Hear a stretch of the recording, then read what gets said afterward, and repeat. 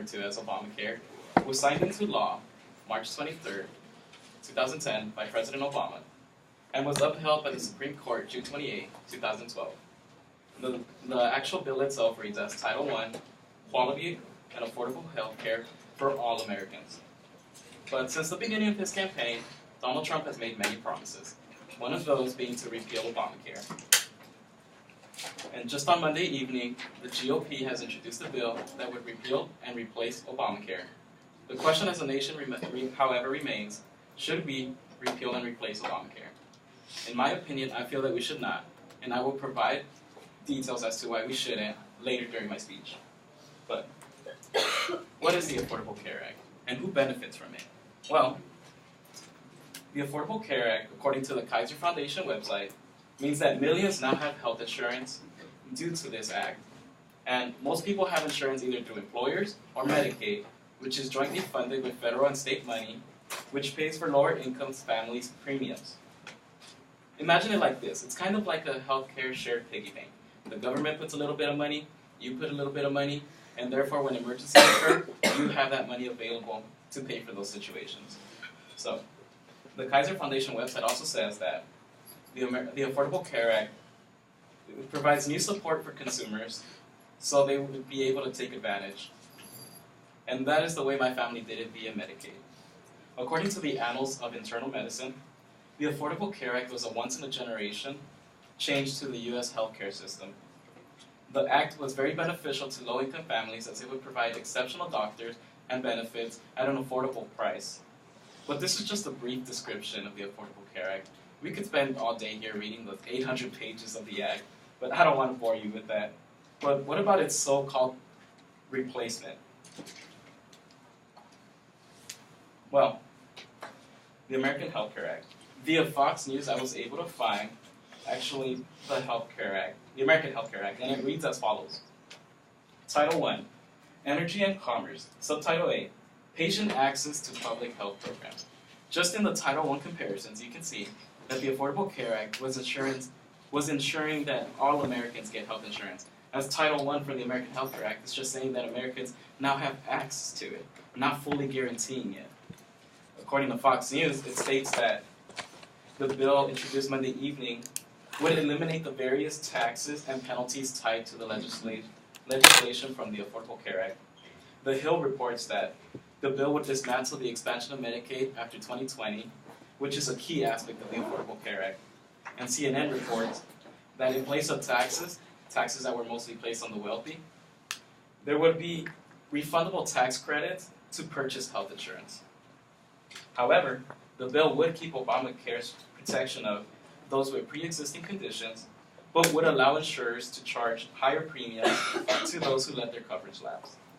House Speaker Paul Ryan says that the American Health Care Act would drive down costs and encourage competitions. But why do the Republicans feel the need for change? Well, The Economist reports that Republicans feel government is meddling with private doctor-patient relationship. There's also this anti-communist feel of socialized medicine. Thus, this is why Republicans are so quick to replace the Affordable Care Act with the American Health Care Act. But what are the effects if we were to undergo such changes? Statista was able to provide me with this graph, which shows the number of people with health insurance. And as you can see, when Obamacare was institutionalized in 2010, the number of people with health insurance has been increasing. However, if we replace Obamacare with the American Health Care Act, that number is expected to drop via many experts. CNN reports that the losers of such changes would be lower income folks, older Americans, and the sick. Lower income folks would lose after the expansion of Medicaid after 2020. Older Americans would lose that's because the American Health Care Act would now allow insurers to charge more than Obamacare had set in plan.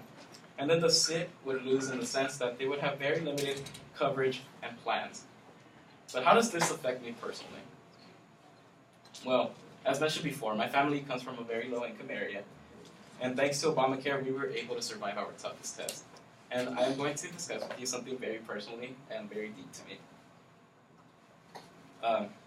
My mother's cancer. I will never forget the year and the month that my mom was diagnosed with terminally ill cancer. It was the month of April of the year 2014, and I was on a camping trip. I was having the time of my life while my mother was at the doctor having studies done on her, to which she was given the results that she had cancer and was only given 3 months to live. I remember when my parents came to pick me up after the trip, my dad got off the car and he hugged me so tight. I was expecting the same response from my mom, but instead I was greeted with a river of tears. Eventually my dad took me on a walk around the mountains, and it was very awkward as it was very silent. I eventually broke the silence by asking my dad what was wrong with my mom, and he told me, "Your mom has cancer." I remember my knees wanted to drop and I felt like the weight of the world had crushed my shoulders. I remember the car ride home being very awkward as no one wanted to talk about the subject, so we just kept quiet. And when we got home, I jumped into the shower and cried because I didn't want my parents to see that I was sad. Eventually, my mother sat me down and she discussed with me that I had to remain strong, that if it was God's will for her to go, then so be it, that nothing could be changed. But I encouraged my mom to keep fighting. I told her, "Well, don't you want to see me graduate from high school? Don't you just want to see your last kid keep taking the steps forward in life?" Eventually, she agreed that she would give it all she has to fight. She finally agreed that she would give it all and to fight for me and for her kids. So then, my mother underwent many surgeries that, had it not been for Obamacare, I don't think would have been possible. One of these, right here, pictured to the right, is a surgery that she had to remove a tumor in her eye via laser surgery. And another surgery that she had that I wasn't able to picture was the cancerous bone in her nose was removed and replaced with a metal plate. Right now, my mother is currently battling a very malignant tumor in her brain, to which doctors are hoping they will reduce with chemotherapy and eventually remove. So, here I am begging you all to not allow this bill to pass, as this bill would allow for my mom to choose between life or death. We would not be able to afford such surgeries, and I don't want to lose my mom. And I know many others can agree that losing a parent is hard, and I just don't want to be put in that situation. So I'm here to appeal to all of you. Why is it that in the United States, health insurance is hard to provide, and we see in other countries, such as Canada, that health insurance is guaranteed for everyone? Is it not a human fundamental right to provide everyone with health insurance? To appeal to most morals in this classroom, does the Bible not say to look out and to care for one another? Is the golden rule not do unto others what you would have them do to you? So why not help someone in need? Why not provide health insurance for someone that requires it? The thought of an insurance company trying to capitalize off my family's suffering not only saddens me, but angers me. So I'm here to ask you all to not support the repeal and replacement of Obamacare, because it would not only affect me deeply, but I know millions of others as well. So I'm here to tell you to call your representative and make it clear that you don't want them to support the bill. As Bernie Sanders is famously saying right now, let's not #make America sick again.